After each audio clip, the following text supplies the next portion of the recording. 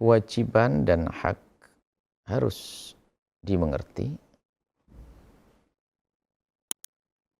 akan tapi dalam sebuah rumah tangga, perbincangan tentang kewajiban dan hak ini biasanya akan dibincangkan karena sudah tidak sehat lagi. Makanya kami pun tidak terlalu senang kalau dalam rumah tangga hanya ngomong apa kewajibanmu.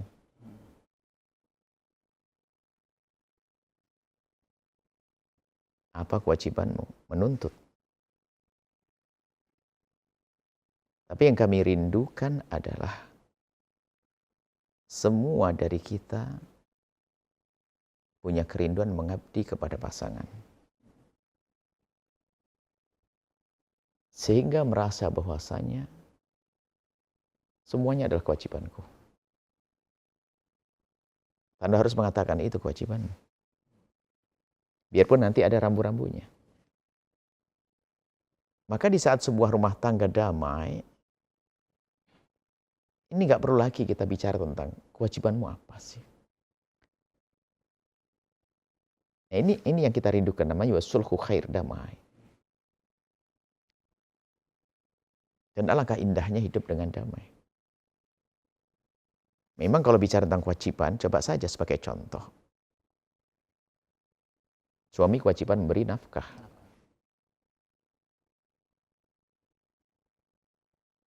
Akan tapi jika dalam sebuah rumah tangga, ternyata nafkah nggak pernah dibahas lagi. Karena semua menjalani dengan penuh kecintaan dan keindahan. Istri pun tidak ragu-ragu mengeluarkan koceknya untuk keindahan, kebahagiaan rumah tangganya. Dan suami pun juga demikian. Sampai tidak ngerti yang dikeluarkan tuh, ini kok tugas apa? Ini indah. Nah, makanya damai, sulhu khair. Damai adalah lebih bagus. Maka pembahasan tentang kewajiban tadi akan muncul kapan? Di saat menemukan seorang suami yang tidak peduli urusan istrinya. Tidak pernah diberi makan. Tidak pernah diberi tempat tinggal. Atau tidak pernah digauli, tidak pernah dikumpuli. Maka karena sang suami sudah nggak benar, maka baru dibincangkan, apa sih kewajibanmu? Apa sih kewajibanmu? Makanya membicarakan kewajiban dalam rumah tangga itu antara suami istri jadi tidak nyaman. Tidak indah. Mainnya hitung-hitungan. Fikih itu ditegakkan. Fikih itu kan level keadilan. Tapi ada level lebih tinggi lagi, level akhlak. Level akhlak, bukan level fikih. Secara dohir begitu. Level fikih itu halal boleh, tidak boleh.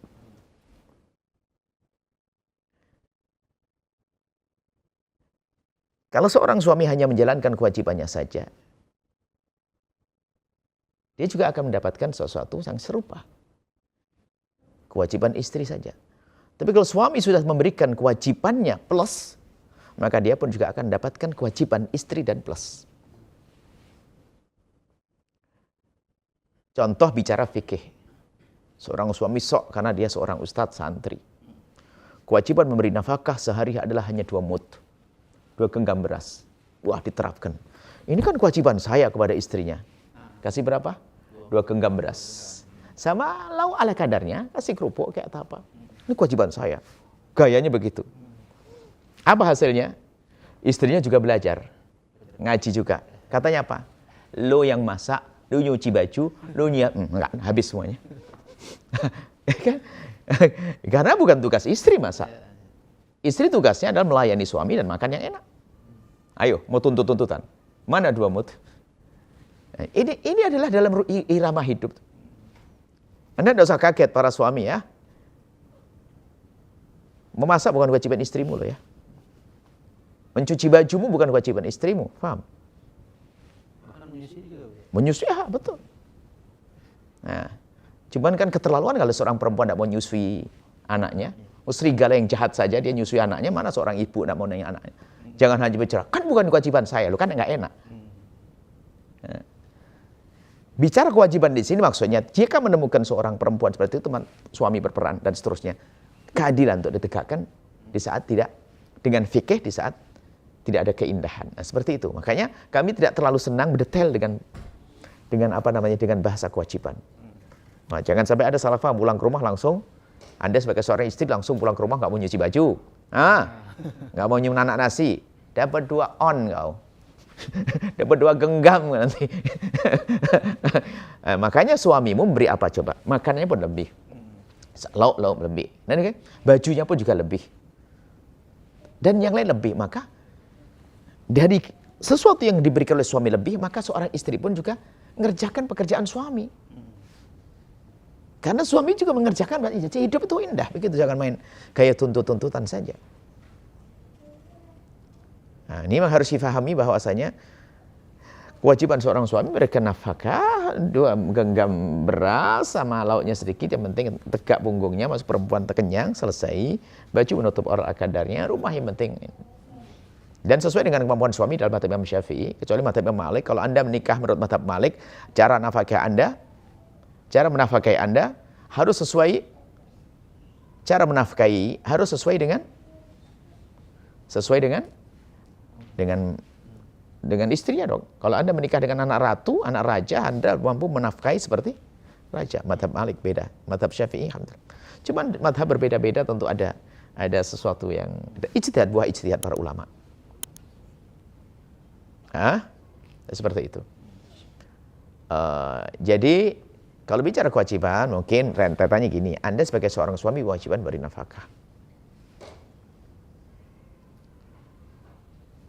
Istrimu keluar untuk kepentingan yang wajib, Anda wajib menemani loh ya. Kalau dia tidak ngerti ilmu fikih, Anda wajib ngajari dia. Nah, ya kan? Kalau Anda tidak bisa mengajari dia, Anda harus mengundang guru untuk kan. Kalau Anda tidak bisa mengundang guru, maka Anda harus izinkan dia mondok. Anda menikah seperti tidak punya istri lagi setelah itu. Maka setelah itu kita damai, belajar bersama, ngaji bersama. Jangan main tuntut-tuntutan dalam rumah tangga. Suami sudah memberikan rumah, alhamdulillah, syukuri, saling menjaga amanah dan seterusnya. Kalau istrimu ternyata di rumah, makanya tadi ini kan jelek semuanya jadinya. Suami hitung-hitungan urusan pemberian nafkah, di rumah istri pun juga hitung-hitungan. Sehingga ada bahasa, itu bukan kerjaan saya. Loh, ini yang ngerti cinta. Indahnya bercinta adalah di saat Anda bisa melaksanakan tugas yang harus diselesaikan oleh pasangan yang kita cintai. Istrimu harus mengerjakan sesuatu, ternyata dia tidak bisa dan Anda sangat mencintainya. Kok ternyata Anda bisa melakukannya? Itu kan indah bagi Anda. Loh, kok jadi beban? Kan aneh sekali, mana cinta? Kalau Anda seorang istri ternyata Masya Allah bisa menjalankan tugasnya suami, walau senang. Bang, aku bantu ya, alhamdulillah. Dek, aku bantu ya, alhamdulillah bisa bantu. Kan indah. Jadi jangan bicara tentang kewajiban saja. Baru damai. Cuma dalam fikih khawatir ada terjadi kedoliman seorang suami, sehingga nanti pada akhirnya jika suami betul-betul pelit dan sebagainya, istri nggak dikasih nafkah. Cuma tidak kebayang saya hidupnya manusia model apa itu. Nanti hakim yang berperan memaksa mengambil harta dengan paksa, diberikan kepada istrinya. Bahkan jika benar-benar seorang istri boleh mencuri dari suaminya yang kaya untuk kebutuhannya saja, tapi itu nggak boleh berlebihan, hanya tadi jangan mencuri curian, bukan mencuri beneran.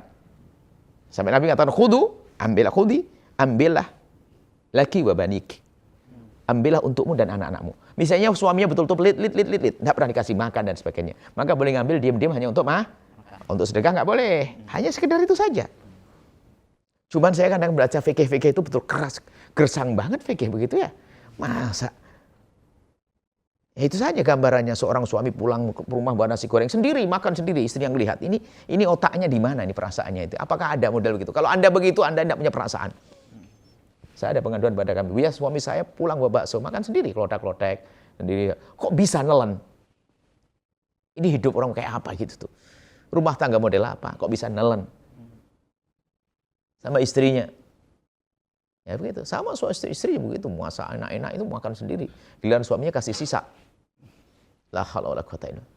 Kenapa dia tidak mengerti cinta? Cinta itu indah. Kapan?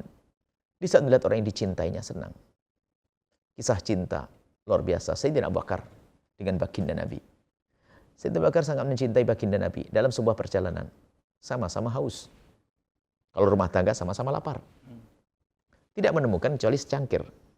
Segelas minuman. Susu. Sayyidina Abu Bakar mau minum nggak mungkin. Rasulullah haus. Sayyidina Abu Bakar haus. Akhirnya diberikan oleh Sayyidina Abu Bakar pada baginda Nabi. Lalu baginda Nabi meminumnya. Sayyidina Abu Bakar melihat Rasulullah meminumnya dalam keadaan menikmati minuman tersebut dan tampak lega. Puas dahaga dari dahaganya. Apa kata Sayyidina Abu Bakar Siddiq? Demi Allah. Irtawaitu birtiwa'in Nabi. Aku menjadi puas minum dengan minumnya Rasulullah. Jadi ngelihat tok sudah puas. Anda mengerti makna cinta? Coba. Itu cinta. Contoh, hai. Anda sangat mencintai putra Anda. Hanya punya sate sedikit. Nggak tahu di sebuah kondangan ada sisa sate 3 potong. 3 tusuk. Anda bawa pulang. Dan anak Anda senang. Anda nggak makan. Anda hanya bisa nelan ludah. Toh. Anda melihat anaknya lahap. Anda senang. Karena ada cinta. Itulah rumah tangga harus begitu juga. Makanya kadang kita mendengar beli nasi goreng pulang sendiri, makan sendiri, rotak-rotak. Ayo, sampai istrinya itu kalau masak aja dibatalin. Nggak boleh ini. Aduh. Mereka kata yang goreng telur aja nggak boleh masak apa mie al-bahjah, mie apa gitu nggak boleh. Padahal sudah dipilihin. Astagfirullah, hidup apa kayak gitu? Hidup yang indah dong, hei hamba Allah. Anda harus bisa senang jika pasanganmu senang. Anda harus bisa bahagia jika pasangan bahagia. Anda harus bisa menikmati jika pasanganmu menikmati. Itulah hidup. Itulah kalau bicara tentang hak dan kewajiban. Kami lebih mengarah ke sana. Bukan main tuntut-menuntut. Mana keindahan di balik tuntutan. Sehingga dalam bahasa sederhana, lakukan kewajibanmu. Jangan banyak menuntut. Berpikirlah apa kewajibanku. Bukan apa kewajiban pasanganku. Selesai.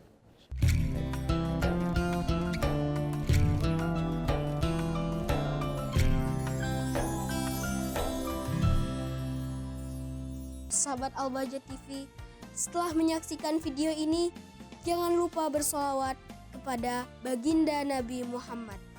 Shollu ala Nabi Muhammad. Allahumma sholli alaihi wa ala alihi wa sahbihi.